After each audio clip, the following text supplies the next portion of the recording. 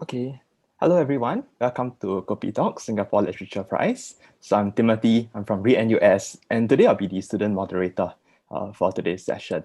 So this panel session is really an attempt, or a rather belated attempt, to have a conversation on the Singapore Literature Prize, which was awarded late August this year. So now the theme for Singapore Literature Prize 2020 was Why We Write. And it's focused on examining what compels writers to write and why SLP is more relevant than ever before these challenging times. So taking heed from the vision of SLP 2020, we ask, what is the role, what is the relevance of Singapore Literature Prize? How is it crucial to the project of Why We Write? And today we're joined by an excellent group of panelists, all of whom are winners or co-winners of SLP. So just allow me to briefly introduce them. First up, we have Akshita.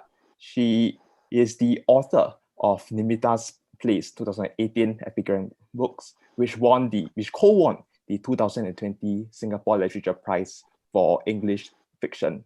So it was adapted for stage in 2019 by Edith Podesta for T-Works and shortlisted for the 2019 Singapore Book Awards. Akshita is also the author of Beauty Queens of Bishan, 2019 Penguin Random House, SEA, and she has been a journalist and molecular biologist and is currently doing a master's degree at the Lee Kuan Yew School of Public Policy at NUS. Next up, we have Ng Yisheng. Yisheng is a Singaporean poet, playwright, fictionalist, researcher, and LGBT+ activist. His books include the science fiction and fantasy collection, Lion City, Singapore Book Awards, which won the Singapore Book Awards Best Literary Work 2019, Singlit Prize 2020, the best, as well as the best-selling non-fiction work SQ21, Singapore Queers in the 21st Century. He's also the author of the historical lecture performance compilation, Black Waters, Pink Sands, and the queer poetry collections Last Boy, which won the Singapore Literature Prize 2008, as well as the anthology, Loud Poems for a Very Obliging Audience and the Book of Hymns. He is currently working on the creative writing PhD at NTU and is editing a number of books, including the upcoming Exhale, an anthology of queer Singapore voices. Last but not least, we have Sitaraj. Sitaraj writes fiction in both, in both English and Tamil. His first collection of short stories in the Tamil Miracle, The Unchangeables, won the 2016 Singapore Literature Prize for Tamil Fiction, as well as the 2017 Karika Cholan Award for the Tamil Fiction. His first collection of Tamil poetry, Katradentai,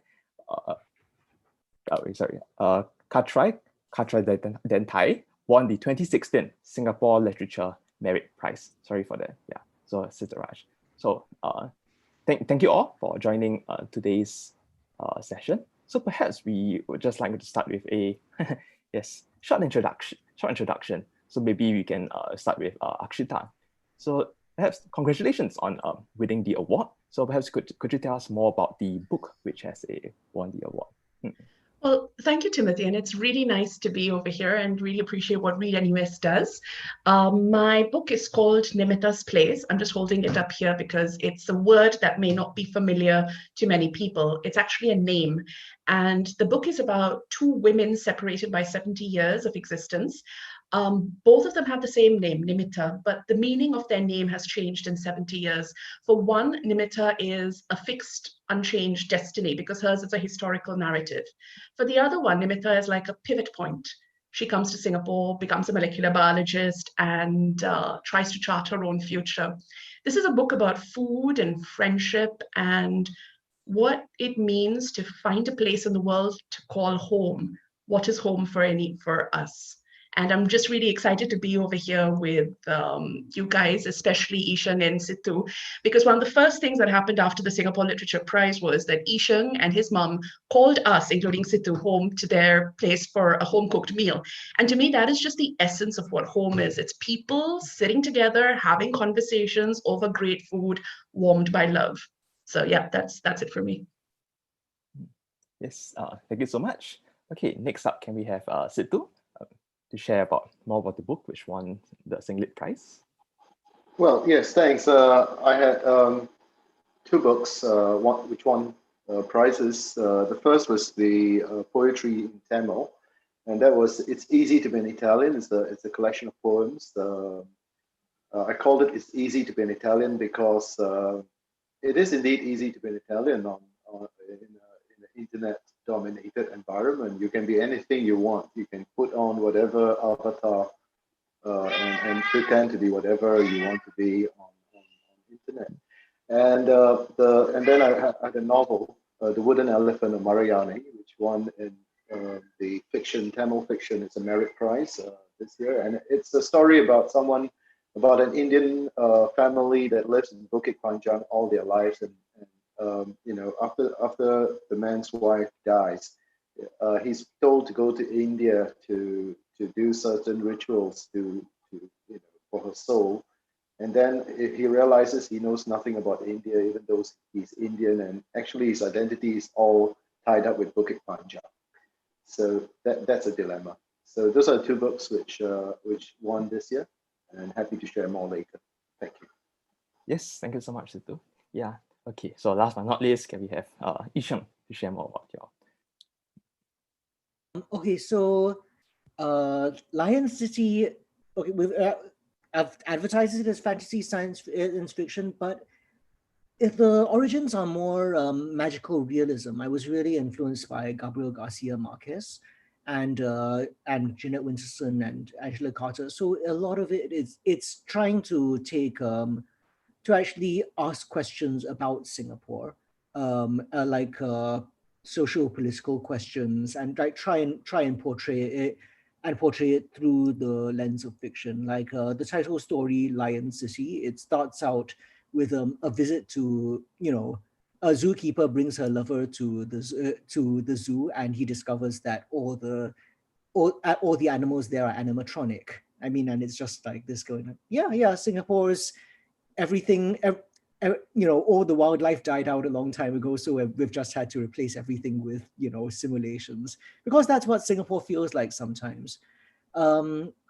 And yeah, a lot of the stories are really inspired by my interest in history. Like there's a story that takes place over 1,000 years, and in the form of a choose your own adventure story, in which a concubine from 14th century Singapore ends up choosing different paths and ending up not just in different moments of Singapore history, meeting Raffles and Lee Kuan Yew and Halimah Yacob, but also going to my friends' science fiction novels and meeting characters from them. And I mean, so in a way, I realized it was actually, I was writing a lot of these while I was in the UK and trying to explain, okay, what is Singapore to foreigners, and trying to do so in a way that wasn't obviously self-exoticizing.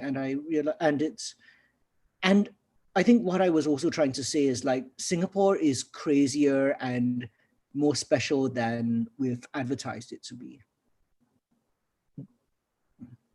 Yeah. All right. Okay. Thank you so much for all the very interesting introductions from all three panelists. So just a note to the audience who are watching today. So at the end of today's session, we'll be having a Q&A. So what you can do, if you have any questions along the way, is to really post it on the YouTube chat. So you'll see the YouTube chat right at the right side of your, if you're using the desktop. So you can just leave your questions there, and along the way, we'll pick up the questions and then we'll post it to the panelists right at the end of today's session. All right, so now let's just move on to the content proper. So I'm in this panel session is really about the Singapore Literature Prize. So perhaps one way we could start maybe is to just get the panelists again to tell us what was your initial reaction when you learned that you have been shortlisted for the Sing Lit Prize? So maybe Akshita. Yes, I believe I was at home, like most of us have been during this period, and I screamed and I called for my parents. And then my dad said, "What?" And then I said, "The Singapore Literature Prize." And he goes, "If you win, will you be rich?" And I said, "I will be rich in gratitude." So that was the immediate reaction. Right. Yeah. Situ, how about you? What was your initial reaction when you learned that you have been shortlisted for the Singlit Prize? I was quite happy actually. I mean, I wasn't able to be too happy because I think I read the email somewhere at work or something like that. But I was quite grateful. I echo what Akshita says. I think I was quite grateful to be even shortlisted. I think it was well worth all the pain in trying to write, and yeah. So that was what I felt in the beginning. Yes, thanks for sharing. Okay, how about Ishang? Okay, the weird thing is, I wasn't that surprised because because I mean, I'm actually a bit surprised that Akshita says she's surprised, because in 2019 we were both shortlisted for the Singapore Book Awards as well. So we were already in the in an obvious list of literary books to look out for. I think one part of my blasé-ness was because I was because I did win it back when I was in my 20s for poetry, and so it wasn't my first time at the rodeo. Of course, but actually, when when I published it, I had thought like maybe I can win again, and then I saw the shortlist and I was like, oh shit. Like there's a lot of really good books on this that I hadn't realized would be in the running, because previously it was only books that were published in Singapore which were considered. But this year, like Amanda Lee Coe's Delayed Race of a Star, for instance, let's see, several books on in the fiction shortlist had been were published overseas, and I was like, I am up against a lot more competition than I thought. And then I was also so I was really surprised that I won in the end. There was I mean, it is actually a weird, I think it's a weird truth, and we'll get to this when later, this realization that if you write a literary book, there's not a lot in Singapore. You're probably not going to sell that many copies, and so it ends up, awards end up being, one of your few forms of clear validation from it, and so literally when the publishers were doing their thing, they were saying, yeah, we've got to send it in for the book awards, for the literature prize, because this is a way you can get validation and we can sell more this way. So yeah, I think it's a definite, even if authors are not always conscious about it, a lot of publishers are. Yes, thanks for that. So I think, what I've been hearing so far is really then there are competing thoughts and impressions then of the literature prize. So I mean, what I heard from Achita, based on her conversations with her father and herself, there seems to be also an economic dimension to it. So people think that perhaps prizes, literary awards, are ways to get rich. So this is the public impression. Whereas for the authors, I think just hearing from Ishang and Sid, it's a way which these awards provide a sense of validation, a sense of reward for all the work that you've put in. But I thought also quite an interesting point that was raised by Ishang is this sense of competition in awards, which also necessarily then implies that there's a metric, there's a sort of means in which we can compare, say, the literariness of the work. So yeah, given this competing thoughts and perspectives on the Singapore Literature Prize, I just want to hear from the panelists themselves. Perhaps they can articulate more sharply. So what are your thoughts on literary awards and prizes? Do you think they are beneficial to developing, say, writers in Singapore? Are they beneficial to promoting reading?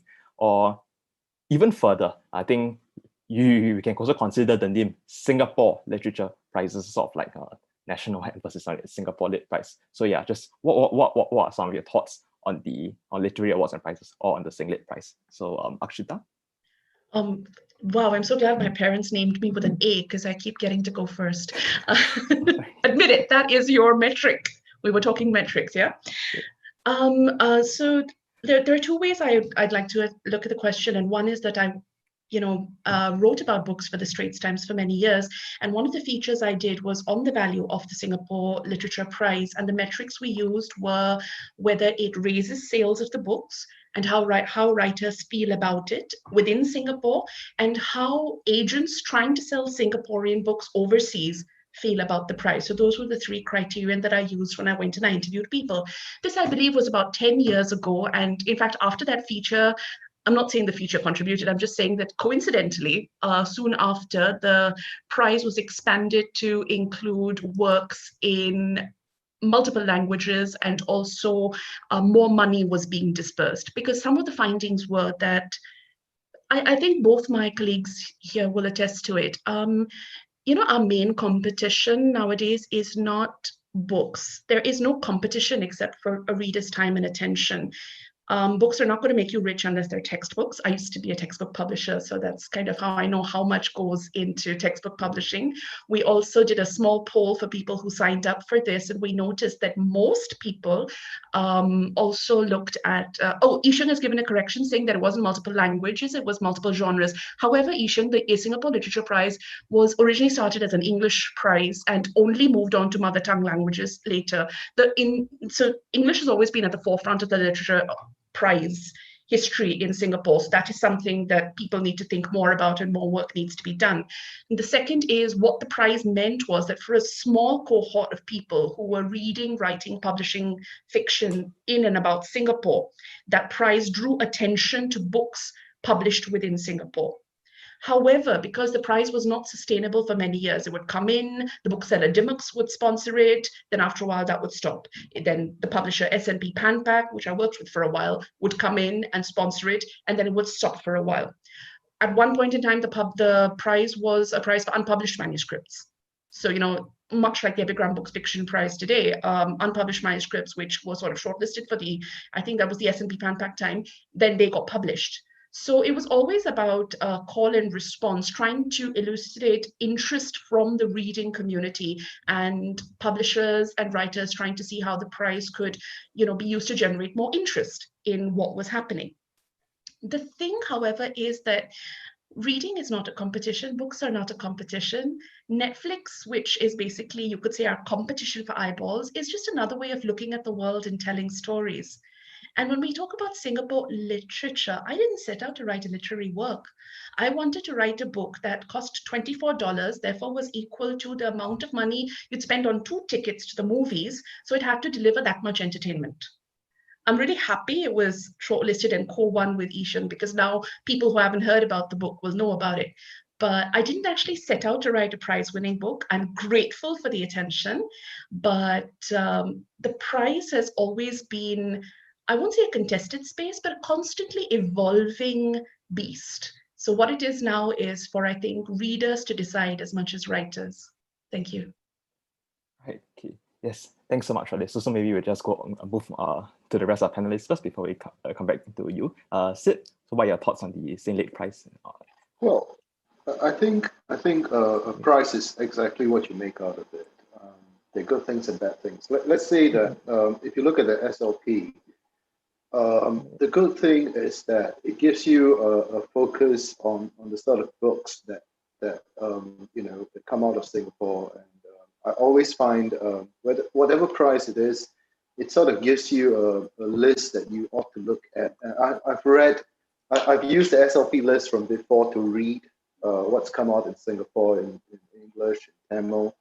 So I think it's very valuable to have prizes, Singapore Lit Prize, for example. So it shows you the diversity of writing that's going on here. If not, you tend to be lost, or you just tend to look at just a few writers. So lots of writers I've been introduced to because they won the Singlit Prize, they were shortlisted. But then again, you've got to also accept that there's an element of gaming people. So if you looked at the Singlit prizes, then you looked at people who won, and then you ask how many of them continued writing or continue writing at a certain level, then, Yisheng is an example. I mean, he won before, but he didn't just stay there. He went on and did more things. So it really depends on the writer. If all you wanted to do was try and win the SLP because, you can, for bragging rights or because you're proud of it, then that doesn't make sense. And there's you could try one sort of thing, but I think the vibrancy of the scene is with people who are committed to writing. So a prize will not ensure that the writer has to do himself or herself. So these are my initial thoughts on something called a lit prize. Thanks. Yes, thanks so much. Isha? Yeah, the Singapore Literature Prize has been a really interesting phenomenon because, just like Sid, I've been able to use it as a reference point for like what are the big names in the other languages who are the unexpected names in English that I should look out for. And so it's a nice go-to place, but it's also followed some very interesting trajectories because, first of all, what was evident fairly early on was that with English, you would actually get all these bright young stars emerging, all these new writers. At one point, I was a bright young thing. Then you had people like Amanda Lee Koh. Now you've got Marilyn Tan, and at one point it was also people like Alvin Pang and Aaron Lee being shortlisted, and Yong Shu Hong. But it's and so it has been sort of a really useful thing for a tool for renewing the culture. And yet, what was happening with the mother tongue scenes was that for a very long time, it was very much the baby boomer generation establishment that was winning over and over again. And there's a lot of politics regarding this. It's partly because the non-English medium schools mostly got dissolved, and there's a lot of a sense of pride in the kind of literature being written in the 50s and 60s, and also the writing about the loss of that culture that remains very powerful. But it was when I won in 2008, it was just really alarming to be on a panel with the other winners and to realize, that it was 5 of us, and Latha won that year for Tamil, and we were the only people who could like remotely be called young, because the others were like in their 60s over and like being terribly grumpy. Like Muhammad Latif Muhammad won 3 years in a row, and he said he needed to put his sons through university, so he was going to keep on winning no matter what. It was just so institutional.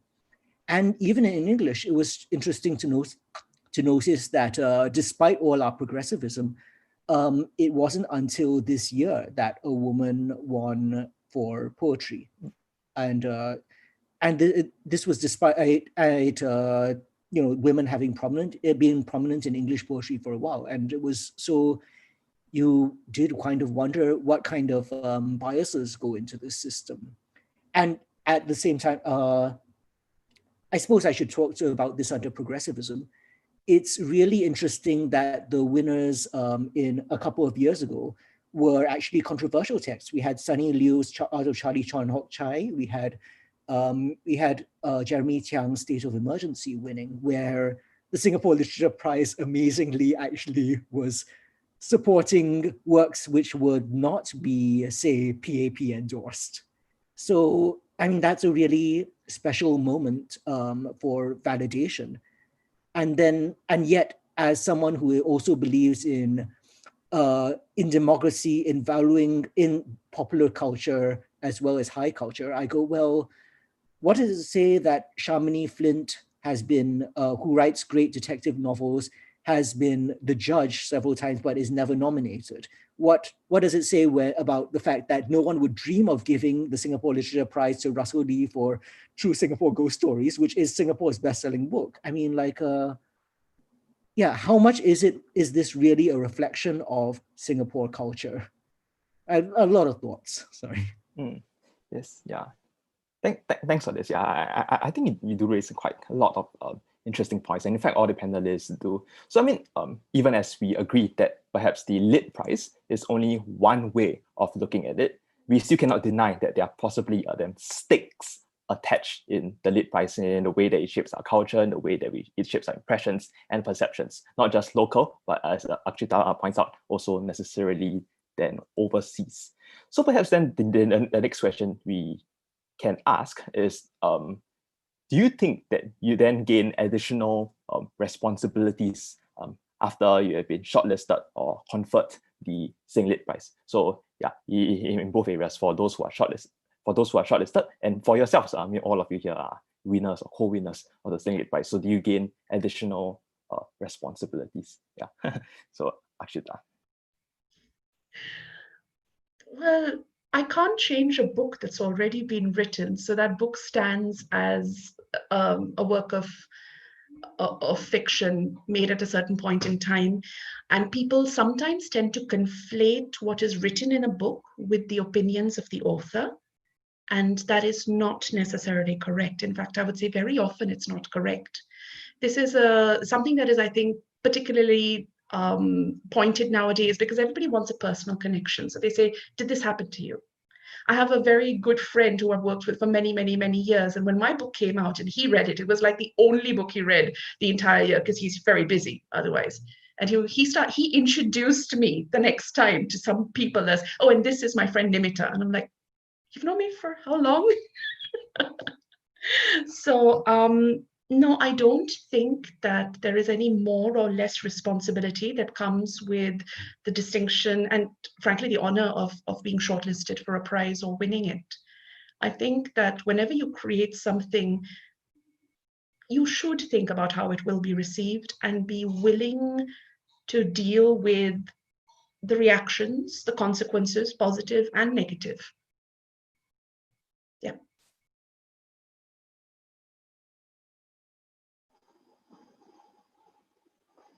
So you're going to ask me. So I think that it's not because of the price you have a responsibility. I think you have a responsibility when you write, and the responsibility is to be truthful to yourself. And, I think to me, it's to reflect the space you occupy, the historical moment where you're writing in Singapore, in this region, Southeast Asia, in this world at this point in time. So I think the responsibility is there for anyone who writes. I can't imagine someone writing stuff that's not true or does not reflect what's really going through. What your friends and you and everybody is going through in Singapore or in the world at this point in time. So I think that's a responsibility. The prize sort of ought to recognize writers to recognize the responsibility. It shouldn't be the other way around. I mean, I'm irresponsible, I win a prize, and then I get responsibility. So yeah, that's my thoughts on this question. Thank you. Yeah, thanks so much. Yeah, actually, perhaps then I can just invite you to clarify what you really mean by it's a responsibility then to be truthful. I mean, I guess I can see a way to be authentic and truthful in say art forms like poetry,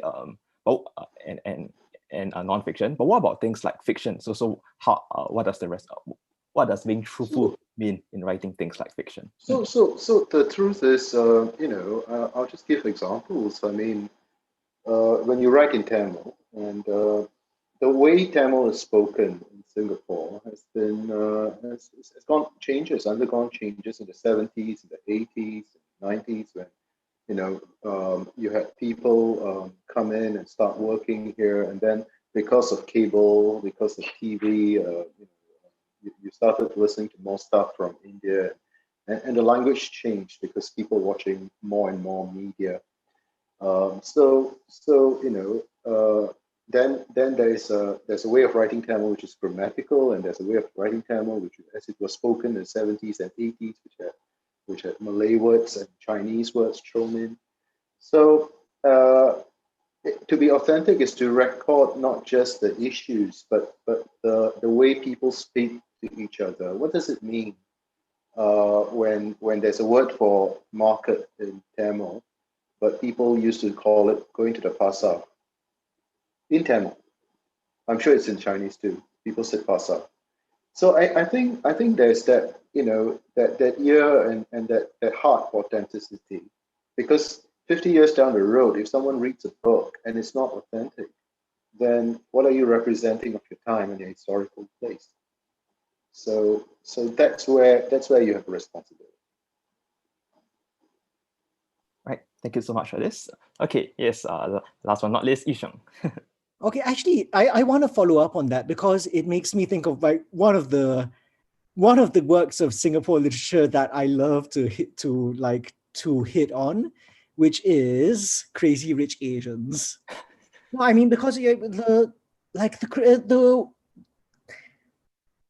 the one hand, I have to acknowledge, like, look, it has put Singapore on the cultural map for basic Westerners and a lot of aspirational Asian Anglophones in a way that I think none of us other writers have managed. And yet it actually, and yet that idea of like that sense of responsibility, it's kind of maybe irresponsible to portray a Singapore in which everyone speaks perfect Tamil.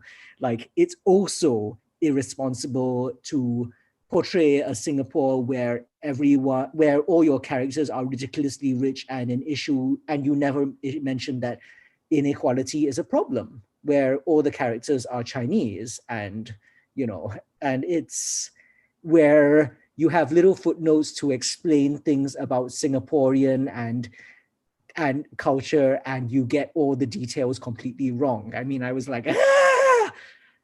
And there's part of me that has to say, like, but no, he's not being faithful to Singapore. His allegiance is to Asian America at this point. So, but when I think about responsibility with the Singapore Literature Prize, I wouldn't really say that you do. What I think of more is platforms, because I'm very aware of how I've been doing projects about the history of queer literature in Singapore, and so for the first time that Cyril Wong won a Singapore Literature Prize for Unmarked Treasure for an openly gay book, that was a big deal. I mean, not only his publisher didn't apply for an NAC grant for that, so Cyril wouldn't have to keep on changing his pronouns in the book for the love poems. And then after that, because there was no trouble, he could apply for grants, and all of us gay writers felt like, yeah, now we can apply for grants without changing our pronouns. And it was, and so it's in terms. And of course, Cyril became more recognized as a spokesperson. I feel like that sense of having a platform comes to most writers even before they get if the prize goes. I don't think a prize in English has ever gone to a writer who didn't already have a sense of pride in the platform. I mean, I'm not sure. Maybe in the nonfiction, I'm not so sure. But like, winning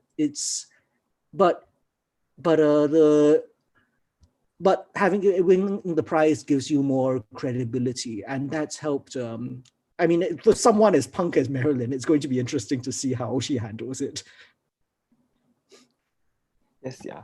Right. So yeah, thanks so much for that. Yeah. So I think it's quite interesting to hear quite diverse responses in terms of understanding this whole concept of responsibility. So I think sorry, Timothy, may I just it's more like a question directed to Situ and Yisheng, because we were talking about responsibility, and Situ talked about representing your times as they are. Yisheng talked about platforms for new narratives to evolve. And what I didn't say is that I actually feel that one of the fundamental roles of the writer, whether or not we acknowledge it, is to chart new stories, new things to which the humanity can aspire to. We have flip-top phones because some technology engineer watched Star Trek. So, and especially in a time when everything seems so devastating and hopeless, maybe writers have a responsibility to chart us a way out of that hopelessness. And in your writing, Ishang and Situ, have you tried to chart new narratives?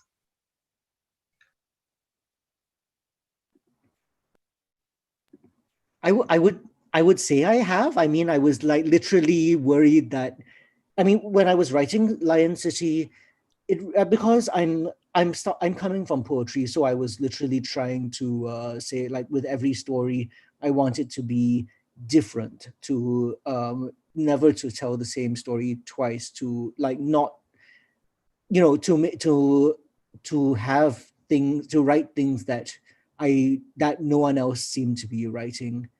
I mean, one of the weird thing is a lot of the part of that was wanting to acknowledge the Malay history of Singapore and reflecting that in the legends and in the mythological references in the stories, and like which I go like that. There's a whole debate about appropriation that comes into that, but I think one reason I wanted to do that was because I felt this has not been done before. And actually, like returning to you, I was thinking it's very important for, I think a number of people, including yourself, were noting the significance of an immigrant writer winning in the Singapore Literature Prize because, because there's all this damn xenophobia going around.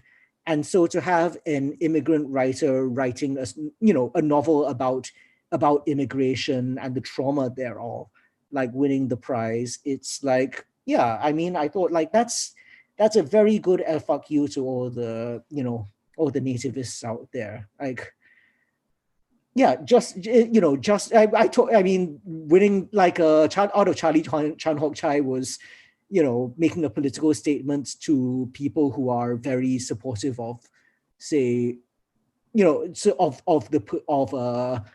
one party status quo, but like xenophobia is another thing that we ought to like be combating. So, yeah, sorry, Situraj.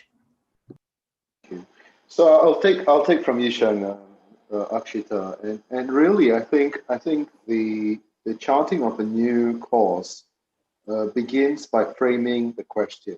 I think when you do frame the question, I agree absolutely with what Ishan is saying, because there's lots of like, xenophobia and feeling that. But when someone who comes to Singapore and writes a story about Singapore, that sort of frames a question and forces us to think that all of us came to Singapore at some point in time, whether it's our parents, grandparents. I think that's the power of it. When people start thinking for themselves and not just making glib remarks about things and just going on and just pigeonholing things, So I think there are two parts to it. One is you could chart literally in your book and show that this could be, but I think in my works I tend to want to frame the questions to hold up the situation and say, look, I think we've got to think about this. And if we are responsible enough to think about it, we should be safe enough to deal with it. So that's my view of things. Yeah, I think that was a very nice discussion, talking about how is it our responsibility as writers to then constantly push at boundaries, to constantly write new stories. But I also take, I think, Sitaraj points earlier saying that even as we try to push boundaries, even as we try to imagine and construct new realities, there's still a responsibility then to be as truthful as possible to what is necessarily currently happening. And I think just based on Ishang's answer, yeah, he also does kind of raise a lot of questions in me. So I think when we talk about things like Singapore Literature Prize, is the name Singaporean just bounded by, say, things like citizenship, or perhaps immigrants, people who have been living here for many years and writing something about Singapore, should they still deserve to be conferred things like the SLP? Yes, is this the point where I point out that I'm a citizen? No. I mean, it's just a debate that, possibly. Yes, But there was actually a whole, there was a whole minor sort of a discussion on about the question of Linda Collins' loss adjustment. It's a memoir about her by this New Zealander who's been living in Singapore for decades, and about the experience of her daughter committing suicide. And a lot of people have been talking about how important it's been, and and it's kind of nuts that despite her being part of Singapore Singapore circles, it's not nominated for the Singapore Literature Prize because of certain certain papers. I mean, there are always going to be these strange gaps. Yeah. All right. Yeah. Thanks for this. And I guess there's a lot of questions that perhaps we can probably take up in the in future sessions, in future copy talks like this. Because because time is running short, I have to let me just turn to some of the audience questions. So I think we have the first question from Su Qing. Su Qing asks, how do you think the prestige of SLP has evolved over the years? So this question is directed at anyone. So just anyone can answer this question. How do you think the prestige of SLP has evolved over the years? Can I just say that back when when it was not divided by genre, one problem with was that poets kept on winning, and a lot of people are just not going to want to buy a book of poetry. So I feel at that time there was this very sort of wayangness about the whole thing, about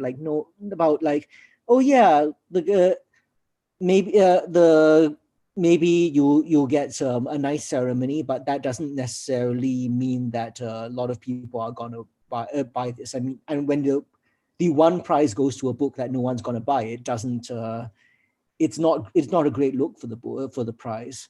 So I think I actually do feel like after that there was more of a sense of momentum, of genuine interest in the prize. I mean, like when politically sensitive books are involved, then there is this this natural sense of interest.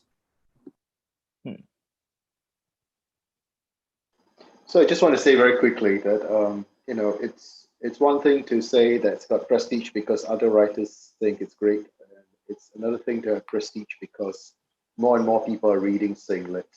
And I would encourage the readers to read Singlet. I think that's what gives real prestige to the prize. I mean, if people start talking about the Singapore books that are being written and winning prizes, then that makes a lot of sense. It just makes sense for me to say that my fellow writers and my fellow writers to say that I'm good, or it's great that you won the prize. So it really is back to the audience watching on YouTube. You've got to read Singlet. You've got to make it vibrant and real. And if I could just add that in the publishing industry in general, there is a bit of neo-colonialism. The Man Booker Prize winners and shortlisters still sell a lot more than winners of the Singapore Literature Prize. So I think the day when the Singapore Literature Prize will be seen as a tastemaker, even in Singapore, is hopefully not too distant, but it is still a little far away today. Yes, okay, thank you for that. So yeah, because we're short time, so perhaps we just do one more question from the audience. So it's quite a related question from Haris. So Haris asks, what do you think we can do then to increase the recognition of SLP and of Singlet among Singaporeans? So I think it's kind of related to your answer, Akshita. Yeah, so but all of you can answer it. Right.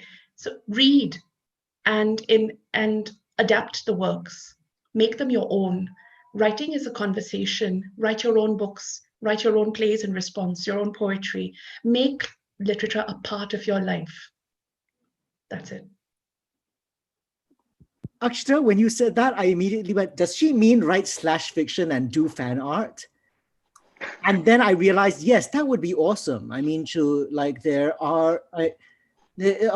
because not only is would it be an incredible honor for many of us, who aren't earning that many royalties to begin with, to have people like imagining our characters doing things with other characters in compromising ways.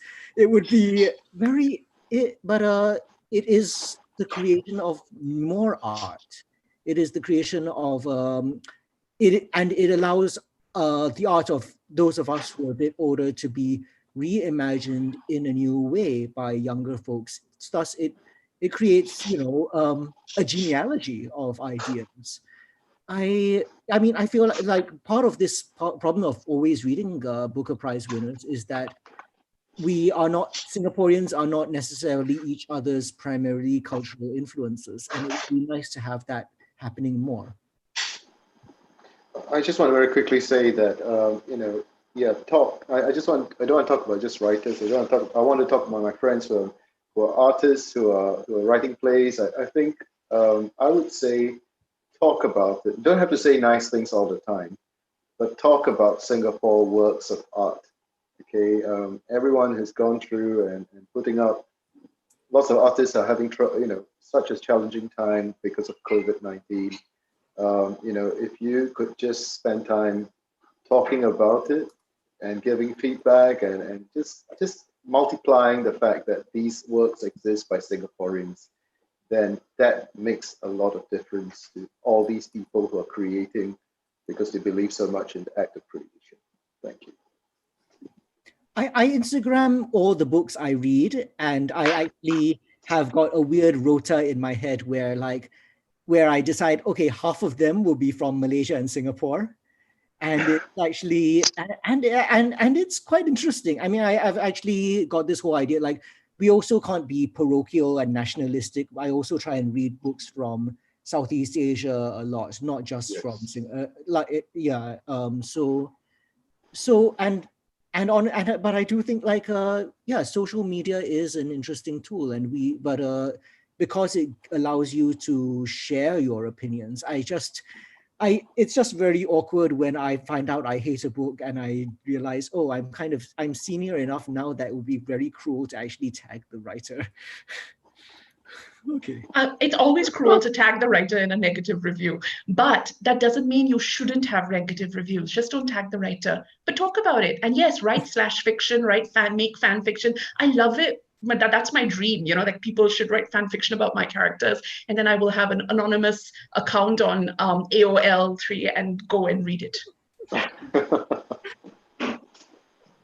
Yeah. All right. Okay. Yeah. Actually, thanks so much for all the answers. So yeah, I think for KopiTalks, we usually have it around 45 minutes. So so thank you all for actually coming online to watch these sessions. But I think we do not want to end these sessions prematurely. So just perhaps just pose one final question to all our panelists. So since we're talking a lot about responsibilities and what a writer should do, what a writer can do, maybe just a final question is, what then are your future plans as a writer?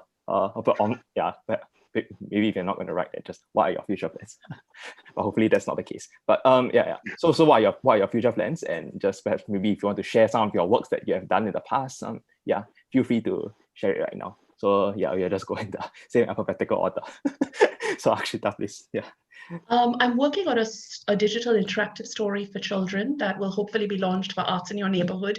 I'm excited because one of the things I do is I work as a reading coach for children, and if kids don't read, adults won't read. So I'm also working on another novel, but I think also in my plans, because when you're writing, you don't really have much time to read beyond your particular sphere of interest and research. I'm really looking forward to reading more books, including like all the stuff that's coming out in Singapore nowadays. I just want to quickly say that this digital thing is important because I think patterns of reading and writing are changing, and I'm really thinking about what that means as I write, and whether words on a page are really going to be the future of writing.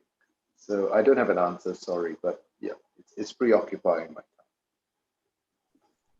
Actually, linked to that, I do believe in the power of performance, and including recorded performance. I mean, that actually the whole notion of podcasts and vodcasts such as this, which allow us to explore ideas in new ways. I've been doing a lot of lecture performances. I mean, we were talking about Blackwater's Pink Sands, which is, and I've got some ideas for future doing like tours of museums with queer and feminist focuses. But what I'm supposed to be doing for my PhD and what I'm doing very, very slowly is a novel about pre-colonial Singapore, about 14th century Singapore. And I'm having a lot of fun doing it, but it's just going so damn slow. Yes, okay.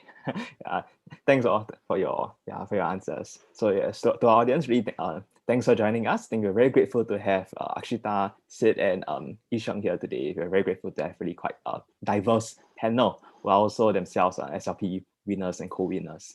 So yes, thank you, and please do join us for our future KopiTalk sessions. Stay tuned to our Facebook page. That's where we post our updates. Yes, thank you so much. Thank you. Thanks, Timothy.